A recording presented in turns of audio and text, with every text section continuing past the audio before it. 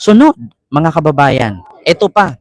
Pangalawang pag-uusapan natin, sabi ni Sara, ah, administrasyon ni Marcos, bubo daw. Oh, bubo ang hindi nakakaintindi dyan. Kaya nga, Ma'am Arlene bubo daw ang administrasyon ni Marcos. Ayan, mabuhay ka at gabayan always ang ating lumikha. Salamat po, Sir Mark Anthony Miguel. Yeah? Bubo daw ang administrasyong Marcos. Ito po, ipapanood ko sa inyo. Wait lang. Hanapin ko lang ha, mga kababayan. Ito. Bobo daw ang administrasyon ni Marcos. Ito po, mga kababayan. Bobo ang administrasyon. Yan lang naman ang panibagong hirit ni VP Sara. Matapos punahin ng Malacanang ang sa anti-drug campaign ng Pangulo. Narito ang agenda report ni Joan Manalo. Hindi ko alam kung sinasadya nila na ayaw intindihin o talagang bobo lang talaga yung nasa administrasyon.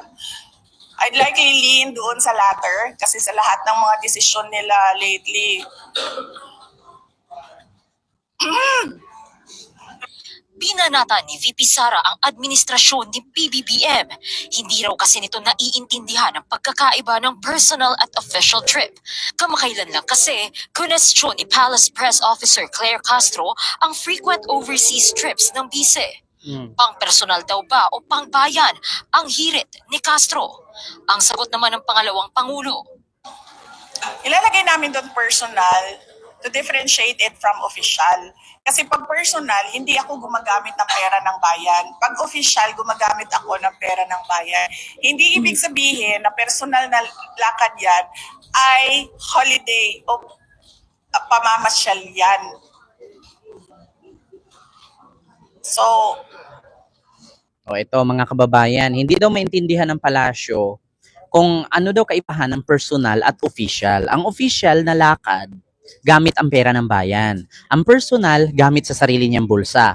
Ngayon, maitanong ko sa inyo mga kababayan, hindi daw maintindihan. Para sa akin, napakabilis lang. Sabihin natin, personal na lakad mo yan. Pera mo. Ang tanong, kumusta naman ang trabaho mo bilang Vice President? 'Di ba? Kasi tatanungin ka ngayon, nagtatrabaho ka para sa bayan. Saan banda ang salitang trabaho doon kung ang pinunta mo doon ay rally para sa kalayaan ng tatay mo? Kapag ang tatay mo ba nakalaya, uunlad ang bayan? Kapag ang tatay mo ba makalaya, yayaman ang mga Pilipino? Kapag ang tatay mo ba makalaya, mumura ang bilihin? Sabihin natin personal na lakad mo yan, hindi official. Kasi personal mo yan, rally nyo yan, hindi naman nakalagay yan sa Philippine government na mag-rally ka for digong, for free, for bring him home, Duterte. Kasi kung official yan or tawag dito, official lakad mo yan, syempre alam ng Malacanang yan, 'di ba? At inukihan ka ng Malacanang na mag-rally ka para sa palayain ang tatay mo or panawagan ng mga supporters. Ngayon, kung trabaho pala ang tawag sa sasali ka doon mag-rally, tandaan mo, Sara, wala pong koneksyon ang pagkakulong ng tatay mo at paglaya ng tatay mo sa ikaunlad ng ating bansa. Wala pong koneksyon. Kahit saang sulok ang gulo mo tignan, kapag makalaya ang tatay mo, hindi ako yayaman. 'Di ba? Kapag makulong ang tatay mo habang buhay, hindi rin ako yayaman. So, wala pong koneksyon ang lakad mo kung personal mo man yan. Ang tanong ng taong bayan, saan ka at paano na ang trabaho mo? 'Di ba? 'Di ba? Yun ang tanong ko. Kasi, Vice President ka eh. Binoto ka ng tao. Hinalal ka ng taong bayan to be a Vice President. Then, how could you call yourself as a Vice President na hindi ka naman nagtatrabaho at hindi ka nagsiserve sa bayan? Hindi po matatawag na serving sa Pilipino yang ginawa mong pag-rally-rally kasi hindi naman yan Pilipino lahat ang sineservisyohan mo. Pangalan mo lang ang Vice President pero yung pagsali mo sa rally for the sake yan of your family, not for the nation. Di ba? Para ba sa nation yang ginawa mong pag-rally-rally mo sa tatay mo? For the sake sa family mo yan. Pag nakalaya ang tatay mo, nakauwi ang tatay mo lang at kayo, pamilya mo, ang makikinabang. Hindi ang taong bayan. Ngayon, wala kaming pakialam kung official or personal travel mo yan. Ang tanong ng taong bayan, magtrabaho ka. Kasi hinalal ka eh. Di ba? Magtrabaho ka. Kung hindi man galing sa pera ng bayan ang ginastos mo, and then, ba't hindi ka pa mag-resign? Kasi ang taong bayan hindi bungol, hindi bingi, hindi bulag. Nakikita ka namin na hindi ka nagtatrabaho. Di ba? Hindi ka nagtatrabaho.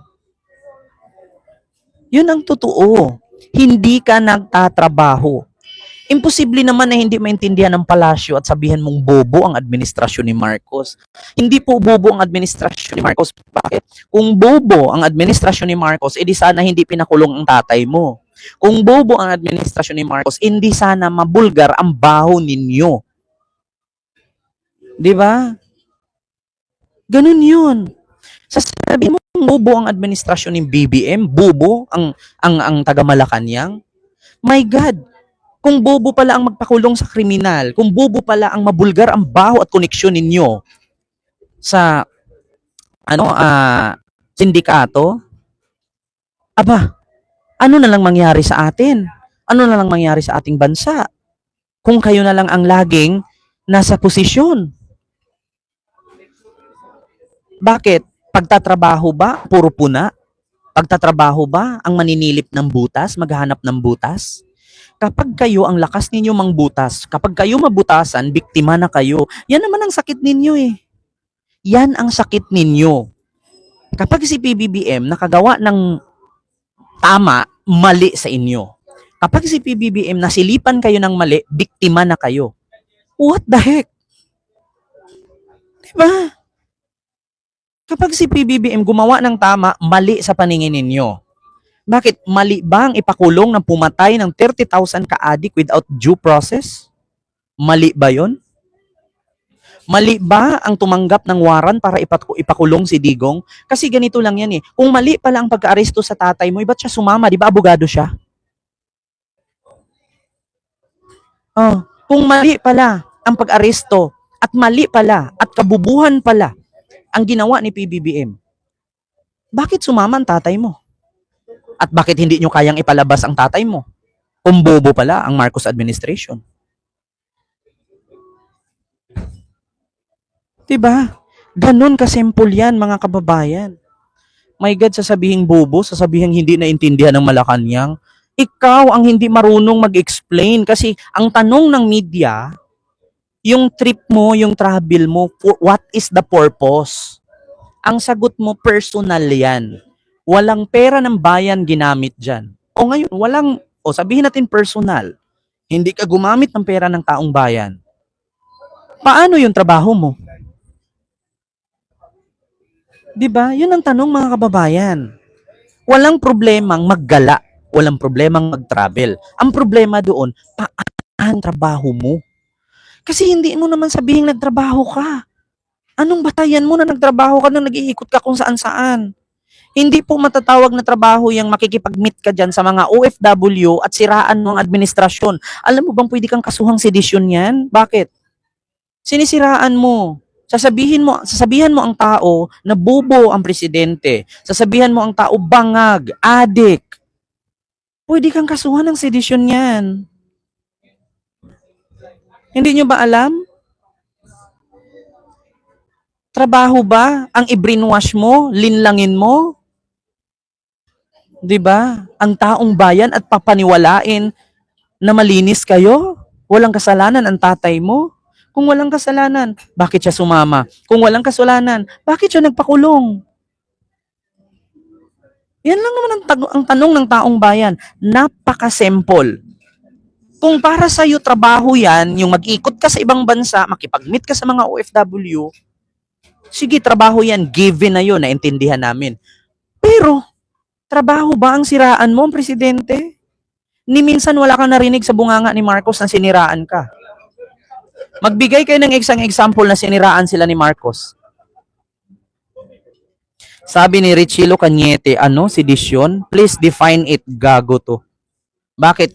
Hindi ba kasong sedisyon ang paghihimok na kalabanin ang gobyerno?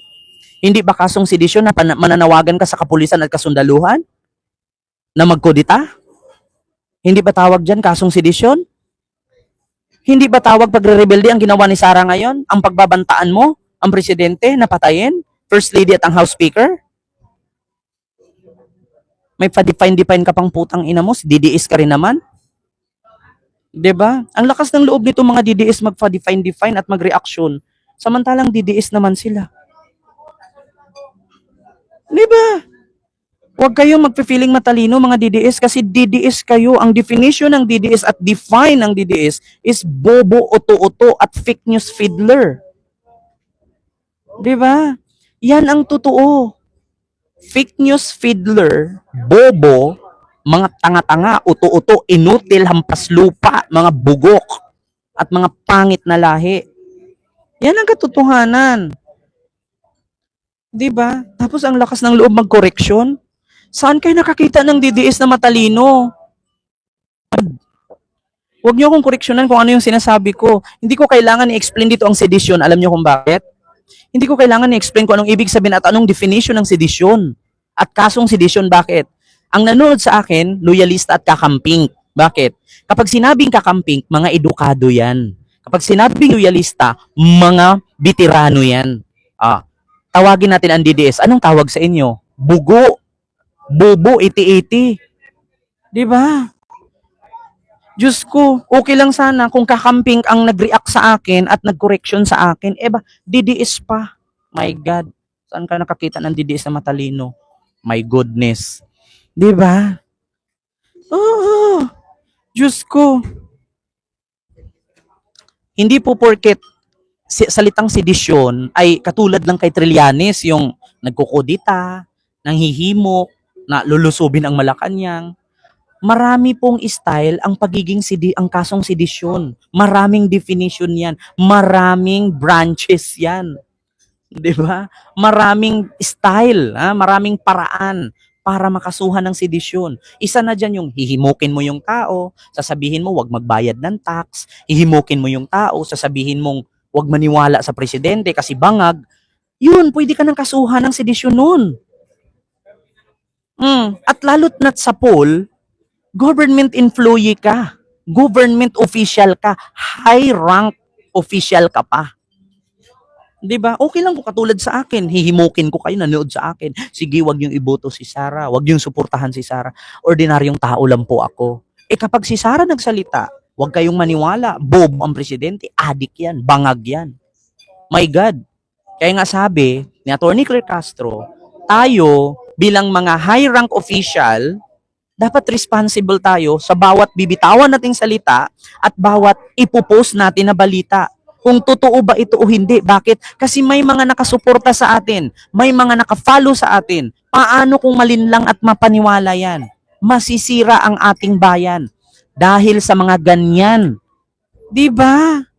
Ganun 'yon. O asaan na yung nag-react na sedisyon? Utang ina, tatanungin mo pa ako, sasabihin mo pa paki-define. Yun pa nga lang pagtanong mo, wrong na nga eh. Wrong grammar. Bakit define? Yeah, bakit define? My God. Hindi nyo ba alam?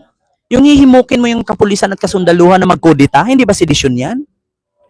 Yung kukwestiyonin mo ang Armed Forces of the Philippines na bakit nila hinahayaang ikulong ang tatay niya? Hindi ba daw dumaan ang tatay niya pagka-presidente? Hindi ba daw sinahuran ang tatay niya? My God, hindi tatay mo ang nagpapasahod sa mga sundalo. Bagkus galing yan sa tax ng taong bayan. Tapos, ang gusto pa ni Lustay, na magkaroon ng utang na loob ang mga armed forces at kapulisan na hindi ikulong ang tatay niya. Jimmy Budrial, natural magdaldal ako, vlogger ako eh. Saan ka nakakita ng vlogger hindi nagsasalita? Hindi naman tumukbang.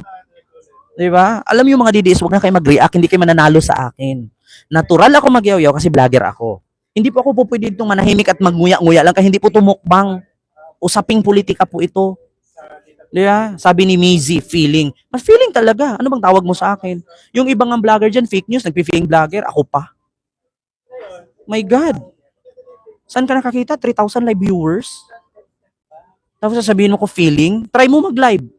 Kung kaya mo bang umabot 1,000. Hindi ka nga ata abot sa daan eh. Yeah, Ma'am Miriam De Los Santos, maraming salamat po. Thank you so much po sa yung super sticker. Di ba? Oo. Alam mo yung mga DDS doon, kay Banat Bay manood. Kasi marami kayong makukuhang aral doon. Puro kaik-ikan. Ganun yun. Oh, eto, mga kababayan. Ito pa yung sunod. Alias Rene. Ito, alam nyo sa totoo lang mga kababayan, meron akong twist dito. Si alias